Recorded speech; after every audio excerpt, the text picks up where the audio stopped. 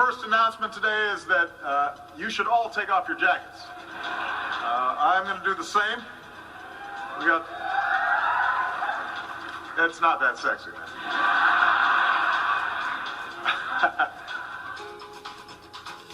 U.S. President Barack Obama taking off his jacket to show how hot he is and how hot the weather was as he talked about climate change. But was it all smoke and mirrors? Tom Harris joins me now to talk more about that, and you are with the International Climate Research Group. You've looked at this. You wrote a piece at PJ Media with our friend Tim Ball, and you said this speech was full of holes. Oh, yeah. In fact, it's a dangerous speech because there's just enough real stuff that people will think that the whole speech is real. Okay, for example, he talks about supporting adaptation to climate change, to prepare for climate change. Of course, they're only talking about warming. They don't talk about cooling, which is a mistake. But regardless, adapting to climate change is a smart move, okay? If New Orleans had its dikes properly built, the levees, if they were in good shape, they wouldn't have been submerged. If Hurricane Sandy, when it hit the coast, if New York had their cables buried underground, they would have all experienced what Manhattan did. Manhattan, a lawyer was sitting, typing a letter to the New York Times right in the middle of Hurricane Sandy, and he said, I have full connectivity, electricity, telephone, internet, no problem, and it's because my cables are buried underground. Okay, so that kind of action, preparing for climate change, that makes sense. The trouble is the other two parts of his speech, we're talking about international agreements, and that's a deadly topic that we can talk about, but the other one was reducing carbon dioxide, which of course isn't a pollutant. He called it carbon pollution, and I thought, you're just talking about follow the science, and you're calling carbon pollution. Yeah, he called Even the climate change advocates don't call it carbon pollution. Well, they actually Al Gore, often get it out. All right, I want to play a couple of clips and then have you react. Yeah, sure. This is President Obama speaking about how everyone agrees except the Flat Earth Society. Here we go. 97% of scientists, including, by the way, some who originally disputed the data, have now put that to rest. They've acknowledged the planet is warming and human activity is contributing to it. All right, so first I got to ask you about the jacket. That was just all show. Well, it was like John McCain. You know, the Republicans do this sort of thing too, unfortunately.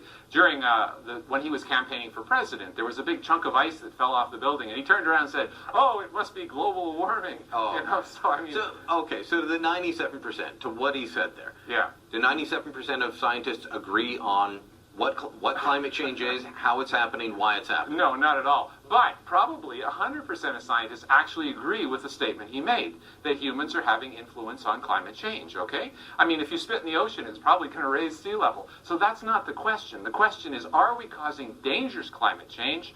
And is it worth actually spending billions of dollars to try to stop it? Because if we're just causing insignificant climate change, it shouldn't be a public policy issue at all. It's an interesting science question, but the point is, that poll asked the wrong question. They should ask, do you think the human release of carbon dioxide is causing dangerous climate change? And that poll has never been done among scientists who specialize in the causes of climate change. Many polls come out and they ask this kind of ridiculous abstract question, which scientists say, yeah, of course, you know, if you're around a city, you're going to have a change in climate because of the urban heat island. So I would answer yes to that question. So I'm surprised he didn't say 100%. Okay, so then... Okay, let's go to the next clip, because you're right. There's change happening everywhere. What do we do about it? And there's the dangerous international agreements you mentioned. But he talked about how hot it was, not just when he was taking off his jacket. He talked about record-breaking temperatures. The 12 warmest years in recorded history have all come in the last 15 years. Last year, temperatures in some areas of the ocean reached record highs, and ice in the Arctic shrank to its smallest size on record, faster than most models had predicted it would. 12 warmest years. We've got the Met Office in the UK. They're the official office for climate change in the UK, saying there hasn't been warming since 98. Right. He says the 12 hottest years in record, and the temperature went down in some of those years. Yeah. But he says, no, 12 warmest years in record. Well, their Met Office are also saying that we're not going to see warming until 2018. Okay, so we'll have had then 22 years of no warming.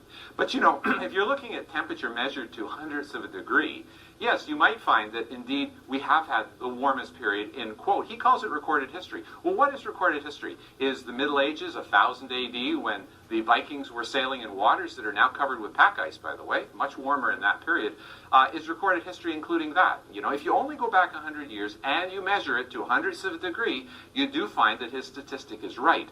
But his statistic is meaningless because the accuracy of the record in most of the record is about a half a degree. The record last year in the United States was set by 1/5 of a degree Fahrenheit. In other words, less than the uncertainty in the measurement.